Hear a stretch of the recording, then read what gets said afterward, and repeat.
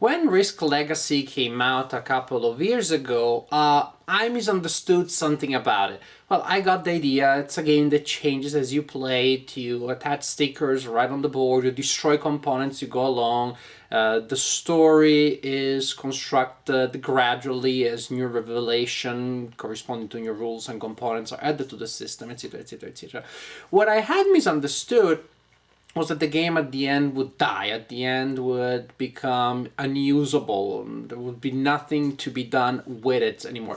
And that really turned me off from the legacy system. So I hadn't played Risk Legacy back in the day when Pandemic Legacy came out. Also, I wasn't all that interested for two reasons. First, well, kudos, hats off to producers that figured out a way to prevent players from selling or trading their copies. That's a huge activity in the board gaming hobby, and of course copies of games that grow old and get spoiled, that become less usable as the game progresses just to standard play. Those are copies that have virtually no trade value, no resale value. So kudos to them. Well done. What I did not like was the fact that the game, as I had understood, the legacy games, as I had understood, would have an expiration date. Now, Risk Legacy, and I haven't played it, that's from whatever, it can be played like 15 times, I believe. And Pandemic Legacy can be played between 12 and 14 times, because you have 12 months. Each month can be played once or twice, depending on whether you lose the first game or you win it. In truth, it's really rare that you will play 12 times, and that's good, so you get more replay value. Also, I don't think you'll play 24 times. I mean, are you really gonna lose every single game? If you do, most likely you will not play 24 times because you will give up. You'll go at some point because you will be so frustrated, you'll realize that somehow you can't click with the game. If you lose 15 games in a row, I don't know that there will be any masochistic player or group that will continue to 24. So it doesn't seem realistic to really think of this as 24. 16, 18 games seems to me a good average that you'll get out of Pandemic Legacy. And even if, you can say, well, if after that amount of games, of game nights, or in any case of game sessions, I cannot use anymore, I got a decent value for the money. The game ain't cheap, but if you think about it, that's not all that terrible. What I had misunderstood was this. I thought that the end of the campaign would spell doom for the game. In reality, the game can still be played. I read that about Risk Legacy. I wanted to give a try to Pandemic. And yes, after playing through the entire campaign, I can tell you that, in fact, it is absolutely possible to play with Pandemic Legacy after you completed the campaign. There is life after death for this game. And in this video, I'm going to tell you about some of the ways that you can still play the game, still keeping it spoiler-free. I'll talk about some mechanics, but I will not talk about the events and the theme. Still keeping it content spoiler-free. This is just to give you a sense, in case you're also a little bit on the edge about this game because of this, but what if I want to keep playing it? I will give you some information that I hope can help you make an informed decision about that. So what are you going to do with Pandemic Legacy once you are done playing the game and you get at the end of December and the story is over? The board will look different from what it was before. There will be writing on it, there will be a lot of stickers, but one thing that you can do, and it seems obvious, you can play Pandemic. You can play traditional Pandemic. You ignore the stickers and you can still play the game like your original Pandemic. Then you can trade away or sell your original copy. So you get that fraction of the cost of the copy of Pandemic Legacy. You can absolutely play it as normal Pandemic, ignoring things on the board. And if you want to rejuvenate it, guess what? I'm gonna let you in on a big secret. You can really take out the stickers. Actually, some of these stickers go one on top of the other. You cover all the stickers with previous stickers. And that tends to make those piles, just because of the way, I guess, the stickers on top maybe warp a little bit. They seem to almost pull off the stickers at the bottom. Since if you want to keep them there, sometimes you have to press very hard. I have some of those piles of stickers that were almost coming off. I was almost thinking, no, I'm gonna have to glue them just to make my experience irreversible and to ruin the board in the way it's supposed to. So you can really just scratch them off, pull them off, take them out, ignore the writing. You know what? Take a marker, cover the writing that you did, and do new writing. You wrote once with the idea, heck, this is a game that changes with me. I grow old. Why shouldn't my games grow old? I get back pain because of my old age. Why can this game also suffer some negative consequences? I wrote a new ones board. I'm gonna do it again. So you can either play the game as it was originally, to kind of rejuvenate the board a little bit with some scars such as the writing, but sticker free. So you can just play it as it was, or you can play it as it is at the end of your campaign with the stickers and that alteration still there. Ignore them and play traditional Pandemic. What else can you do? Well, you can still play one thing at a time, still the traditional Pandemic with the new components. So new characters, for example, there are some really cool new characters there. Maybe there will be instructions that will tell you to destroy a character card so you can't play it anymore. What if you don't? It's your game. I don't think that the Z-Man police is gonna break in and arrest you for that. So you can use the character in traditional Pandemic. You can use it for here. You can use the elements that you're told. Some of the elements you're told to destroy. Don't. And you keep them, and you can play them with your regular copy of Pandemic or with the quote-unquote expired copy of Pandemic Legacy. Some of those characters are really like. The upgrades, you will not have used all of the upgrades at the end of the campaign. Those stickers that you attack on characters to give them new abilities, to create relationships. So it is not that after the last game of the campaign, the game is dead. You can play it anymore. You can still play it, and it can even still evolve. It can even still change, because you can add new upgrades, use characters that you didn't use before, add them relationships. You can actually invent your own stories that somehow and sometimes will be even more interesting than the ones that you found before. Invent new relationships, invent new rules, or simply again use the unused elements and use upgrades and changing stickers that change the abilities of characters. Use them, and the game will keep growing and the game will keep change. Now it will be changes that affect your team of characters rather than the state of the world, but as I said in my main review, in any case the decisions that you make tend to affect mainly what happens in your team of characters rather than the world. So the game can keep changing. You can still use a lot of upgrades. You can still experiment with new combinations of powers, abilities, etc, etc, etc. There are other upgrades that you attach not to the characters but to the the traditional cards that you use to determine the cities where you can travel to, that you put together in sets to discover cures.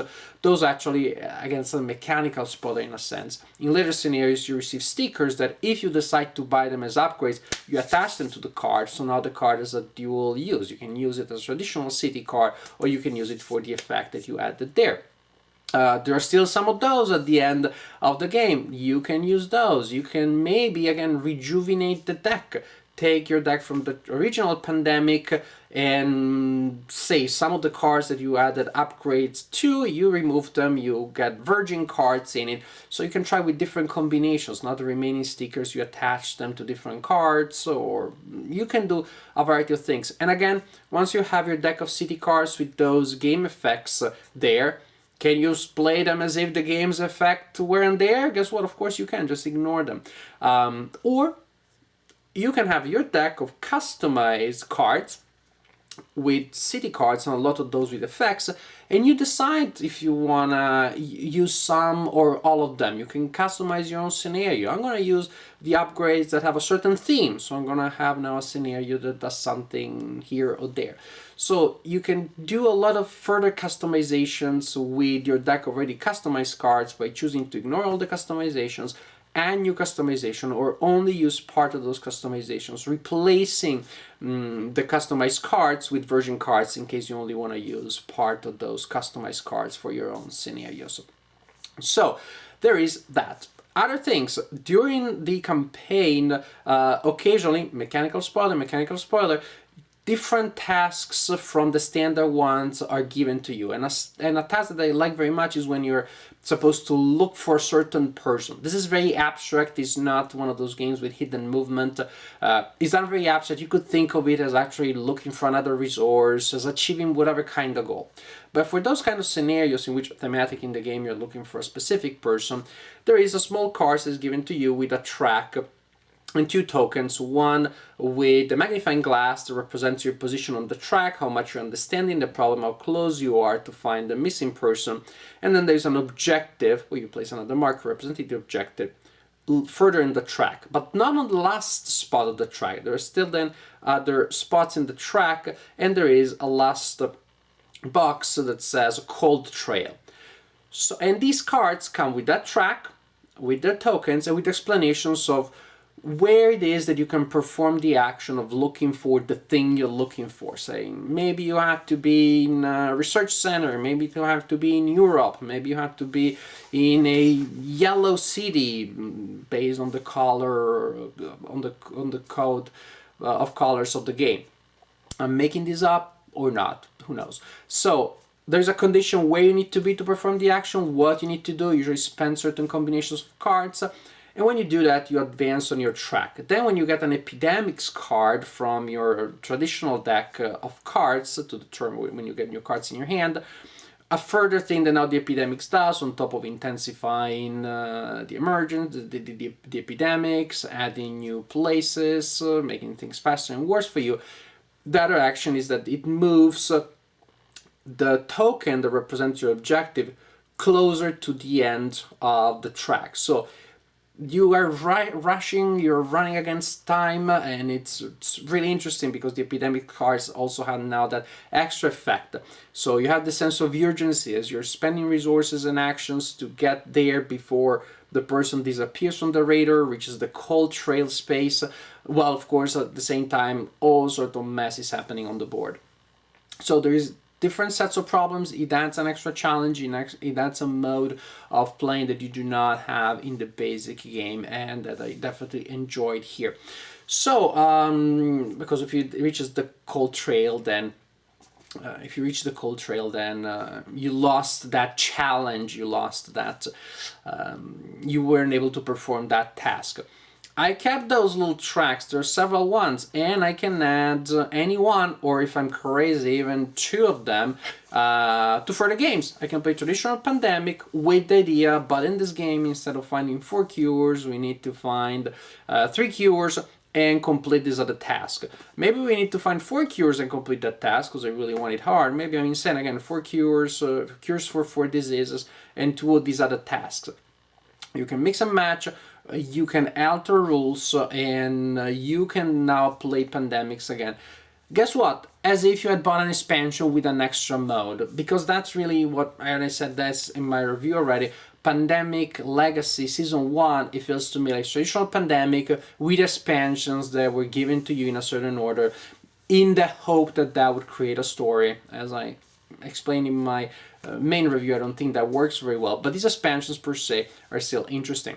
So maybe there are also new game pieces that you can choose to use or not use. There are other things like this, and the extra game pieces, this I don't want to tell too much because that would reveal some content. There are some new pieces that also come with their own mechanics, and again, you can choose to add some of those, none of them. Play traditional Pandemic with one new type of components, with multiple type of components combined in different ways. Maybe there is an extra component plus the extra task. There's a lot of stuff that you can do. I think I prefer Pandemic Legacy Season 1 as a sandbox that as a novel, as a storytelling experience in board form. I don't think it does very well in that sense, as I explained in my video reviews, but it does very well in presenting you a lot of different options that once the campaign is over, once the game is done, you can still play in a lot of different ways. I'm almost going for a paradox and to say maybe I enjoyed better once the campaign is over than I did before. Then I'm not thinking about all that I'm missing. Oh my gosh, I'm missing a story. I wish there was a story. Because when I have a set of different expansions, I can decide to add or not in any order outside of a narrative. Then I'm not looking for a narrative. Then there's nothing I'm looking for and I'm not finding. I'm trying to find a way of playing traditional Pandemic with a new twist, and a new twist that changes every time. I can do it at the end of the campaign. I can do it once I'm done. All of the new elements are available to me for me to play with and to mix and match in any way I want. And again, remember, as I said at the beginning, you even have actually the option of just forgetting about them, play with your traditional, with the board, play the simplest, most straightforward version of Pandemic. With this version here, ignore everything else and trade away your original Pandemic. So, Legacy, Pandemic Legacy Season 1. As I said, this video doesn't change my opinions in the other video. It just adds an extra angle, and it stresses the idea that really what I found in this box I liked very much, and I like all the options of playing Pandemic that I have now, thanks to the, what I prefer to call them, expansions rather than chapters in Pandemic Legacy. New ways of playing and a lot of different ways of playing with these game modes, and create new combos and new ways of playing the game, customizing the game further, and simply adding more replay value to the game. Yes, to me, once you're done with the campaign, the game increases in replay value because of all the new modes that you have unlocked and you can now use in any way you want. This concludes my second video on Pandemic Legacy Season 1. I don't know if there will be a third one. Maybe tonight I wake up and I think, oh yes, there's that other thing I want to say. It's unlikely, but who knows. Life is full of mysteries, full of unpredictable things. Pandemic Legacy, not so much. I wish there were more surprises, but once the surprises are over, then there are a lot of expansions for you to have fun with.